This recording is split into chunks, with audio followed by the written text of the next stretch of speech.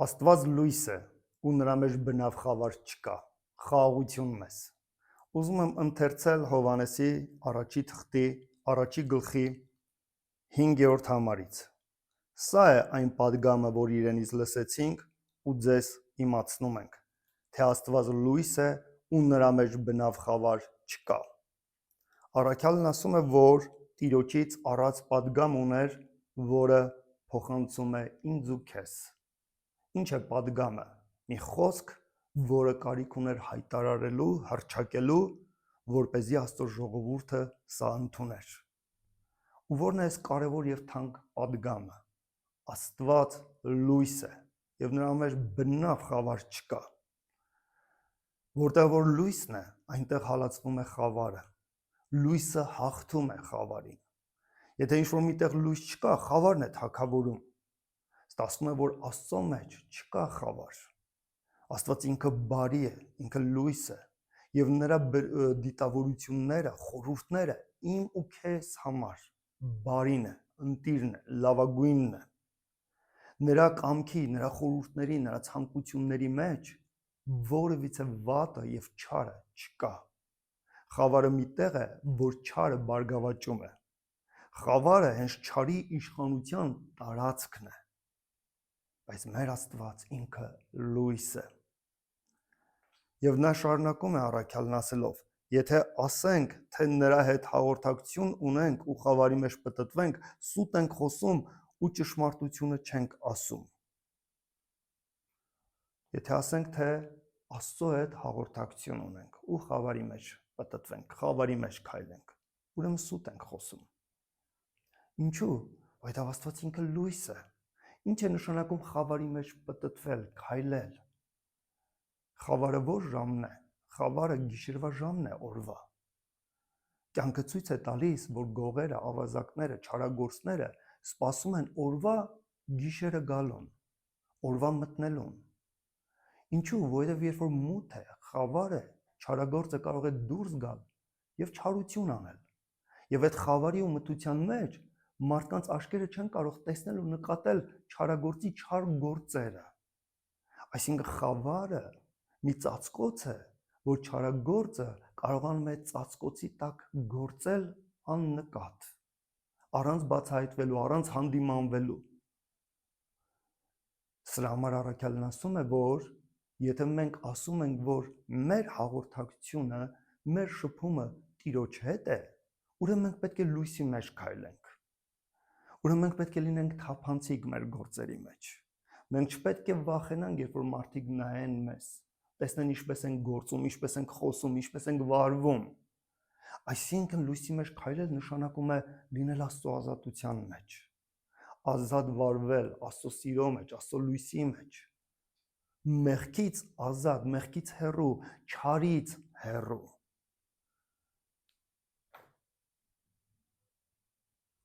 Ապա եթե լույսի մեջ քայլենք, ինչպես նա լույսի մեջ է, իրար հետ հաղորդակցություն կունենանք ու նրա որդու Հիսուս Քրիստոսի արյունը մեզ ամեն մեղքից կսրբի։ Նախորդ համարն ասում էր, որ հնարավոր է, որ մարդը քրիստոնյան ասի, որ իր հաղորդակցությունը Աստծո հետ է, բայց խավարի մեջ քայլի, զբաղվելով ինքնախաբեությամբ եւ սուտ վկայությամբ։ Մենք պետք է զգուշանանք ու հասկանանք, որքան վտանգավոր է, որ ինքներս մեզ չխաբենք։ Բայց երբ որ մեր հաղորդակցությունը իրապես Աստծո հետ է, մենք լույսի մեջ ենք քայլում։ Մենք ծածկելու, կոծկելու, թաքցնելու ոչինչ չունենք։ Մենք կարող ենք ազատ գործել, խոսել, վարվել, որովհետև չարը չենք անում եւ չենք վախենում բացահայտվել, հանդիմանվել եւ որպես մեղավոր երևալ։ Ինչու՞։ Որովհետև բարի ենք գործում, որովհետև Աստված ինքը բարի է եւ լույս է։ Ու երբ որ մենք լույսի մեջ ենք քայլում, Աստծո հետ է մեր հաղորդակցությունը, այդ ժամանակ մեկս մյուսի հետ էլ, մեր եղբայրների, քույրերի հետ ունենում ենք հաղորդակցություն, այսինքն Քրիստոսի մարմնի հետ ենք ունենում հաղորդակցություն, մենք չենք մեկուսանում եւ չենք առանձնանում Տիրոջ մարմնից։ Ու երբ որ մեր հաղորդակցությունն լինում է Տիրոջ մարմնի հետ, Տեր Հիսուս Քրիստոսի արյունն ինչ է անում։ Ասված է, որ Նրա որդու Հիսուս Քրիստոսի արյունը մեզ ամեն մեղքից սրբում է։ Ինչպես է գործում Աստծո որդու արյունը այս համարում, այսպես է ստացվում, որ քանի որ մենք հաղորդակցվում ենք Աստծո հետ ու իր ժողովրդի հետ, եւ Քրիստոսի մարմնի հետ է մեր հաղորդակցությունը, իսկ արյունը որտեղ է շրջանառում մարմնի մեջ, չէ՞։ Մեր մարմնում մենք ունենք արյան անոթներ եւ մեր երակային համակարգը թույլ է տալիս, որ մեր մարմնի արյունը ամբողջությամբ շրջանառի ողջ մեր մարմնի, մեր օրգանիզմի մեջ։ Ու երբ որ մենք հաղորդակցվում ենք Տեր Հիսուսի մարմնի հետ եւ նրա մարմնի մեջ մկրտված ենք, Քրիստոսի արյունը շրջանառում է իր մարմնի մեջ եւ ինչ անում, սկսում է մեզ մաքրել ամեն մեղքից, սրբել։ Հաջորդ համարը, 8-րդ համարին եմ հասել։ Եթե ասենք, թե մենք մեղք չունենք, ինքներս մեզ խաբում ենք ու մեր մեջ ճշմարտություն չկա։ Եթե ասենք մեր մեջ մեղք չկա, ինչ է սա նշանակում։ Առաքյալն ուզում է ցույց տալ, որ այո, մեր մարմնի մեջ մեղքի բնությունը կա։ Ես ուզում եմ ընթերցել Հռոմեացիս թղթից 7-րդ գլխից 16-րդ համարից, բայց եթե չուզած եմ անում, հավանություն եմ տալիս օրենքին, թե բարի է, որ օրենքին, իհարկե Աստծո օրենքին, որը բարի է։ Իսկ արդ 17-րդ համարը, ոչ թե ես եմ անում այն, այլ մեղքը, որ իմ ներսումս է բնակվում։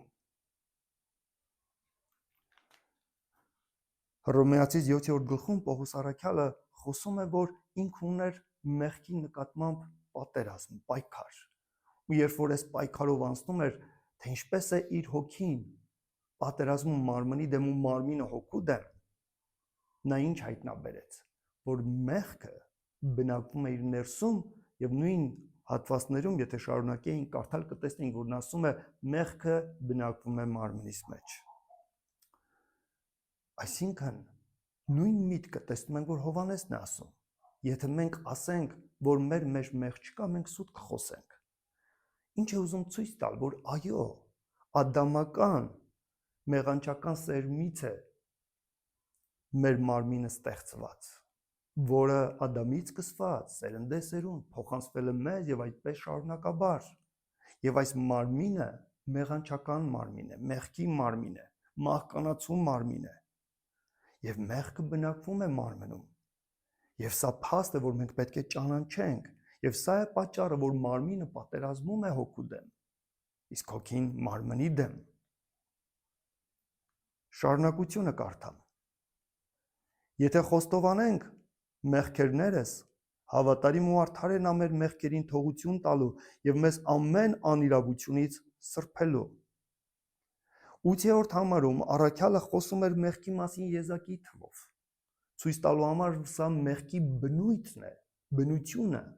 որը բնակվում է մեր մարմնի մեջ։ Իսկ 9-րդ համարում նա խոսում է մեղքի վերաբերյալ հոգնակի թվով։ Եթե մենք խոստովանենք մեր մեղքերը, նա Տերը հավատարիմ ու արդար է։ Ինչ անելու, մաքրելու եւ սրբելու ինձ ու քեզ իր արյունով։ Ինչու է հոգնակի թվով խոսում մեղքի մասին, որովհետև սրանք մեղքի գործերն են։ Մեղքի բնությունը, որը բնակվում է մարմնում, կարող է արտադրանք ունենալ։ Եվ սրանք հանցանքներն են, մեղքերն են։ Եվ ինչ է ասում առաքյալը, եթե մենք խոստովանենք, եթե մենք տեսնենք, որ ինչ որ հարցում տկարացել ենք, անկում ենք ունեցել, սխալվել ենք, ինչ անենք, խոստովանենք մեր մեղքերը, գանք Տիրոջ առաջ, բերենք Տիրոջ առաջ, Աստծո առաջ բերելով լույսի մեջ բերենք, որպեսզի ինչ անի Աստծո լույսը այդ խավարը հեռացնի։ Ինչպես Քրիստոսի քավիճ արյունով սրբագործելով մեզ։ Ինչու՞, որովհետև նա հավատարիմ է, նա ողորմած է, նա բարի է, նա սիրում է ինձ ու քեզ, եւ բարի է ողորմած լինելով ինչ է կամենում։ Տեր Հիսուս Քրիստոսի քավչարար արյունով մաքրել ու սրբել ինձ ու քեզ։ 10-րդ համարը։ Եթե ասենք, թե մեղք չգործեցինք, ստախոս ցույց կտանք նրան ու նրա խոսքը մեր մեջ չէ։ Այո, եթե ասենք մեղք չենք գործել, որևիցե մեկը չի կարող ասել, որ ինքը չի մեղանչել։ Ամեն մեկն է մեղք գործել, ամեն մեկն էլ Աստծո փառքից պակասած է։ Տերն ասում է, փնտրեցի եւ մեկին չգտա արդար, որովհետեւ բոլորն են իմ փառքից պակասած։ Փառք Տիրոջը, որ Տերը բարի է եւ մեզ ողորմած։ Եվ մենք չենք կարող ասել, որ մենք տկար ու մեղավոր մարդիկ չէինք, որոնց Տերը ողորմել է։ Շարունակեմ երկրորդ գլխից, առաջին համարից։ Որդյակներս, այս բաները ձեզ գրում են, որպեսզի մեղք չգործեք։ Եվ եթե մեկը մեղք գործելու լինի, հոր մոտ բարեխոս ունենք Հիսուս Քրիստոս արդարին։ Հովհաննեսը բացատրում է, ասում է, ես այս ամենը ձեզ գրում եմ, որպեսզի մեղք չգործեք։ Ինչ է ուզում ասել։ Ուզում է ասել, չի նշանակում, որ մենք ունենք Հիսուս Քրիստոսին, մենք ունենք Աստծո որդու արյունը, սա նշանակում է, որ մենք կարող ենք անդադ մեղք գործել եւ ամեն անգամ մեղք գործելուց հետո մտածել, թե կգամ Տիրոջ առաջ եւ նա ինձ կների։ Ոչ, նա ասում է, որ այո, եթե ունենանք անկում, ունենանք տկարություն, Տերը բարի ու ողորմած է, հավատարիմ է, երբ որ խոստովանեն կների մեզ, կմաքրի մեզ իր որդու արյունով։ Բայց նա ասում է, ունեցեք ձգտում հաղթական կյանք ապրելու, մեղքի նկատմամբ հաղթություն ունենալու։ Այո, հնարավոր է տկարանալ, հնարավոր է անկում ունենալ, բայց չպետք է դա դառնա կյանքի ապրելակերպ, չպետք է դա դառնա սովորություն, պետք է ատել մեղքը, զզվել մեղքից, հակառակ կանգնել չարին, լույսի մեջ ապրել եւ ձգտում ունենալ նրա նման սուրբ լինել։ Բայց եթե անգամ մեղք գործելու է լինի մեկը, ինչ կա, հոր մոտ բարեխոս ունենք Հիսուս Քրիստոս արդարին, բայց եթե անգամ ինչ-որ մեկն էլ նորից սայթակի, այդ սայթակողի համար բարեխոս կա։ Տեր Հիսուս Քրիստոսը հոր Աստծո առջև շարունակում է ինձ ու քեզ համար բարեխոս լինել։ Նա մեր մեղքերի քավությունն է եւ ոչ միայն մերինները, այլ բոլոր աշխարհինն էլ։ Տեր Հիսուս Քրիստոս, ով խաչվեց, ով տառապեց ու արյուն թափեց, նա շարունակում է լինել բարեխոսը ինձ ու քեզ համար եւ շարունակում է լինել մեր մեղքերի խավությունը, որպեսզի մեզ սրբի, մաքրի, անարատ ու սուրբ կանգնեցնի Հայր Աստծո առջև, ով սուրբ է։ Ձգտենք ապրել սուրբ կյանք, ձգտենք ապրել Աստծո լույսի մեջ, ձգտենք ապրել մեղքի նկատմամբ հաղթական կյանքով Հիսուս Քրիստոսի անունով։ Ամեն։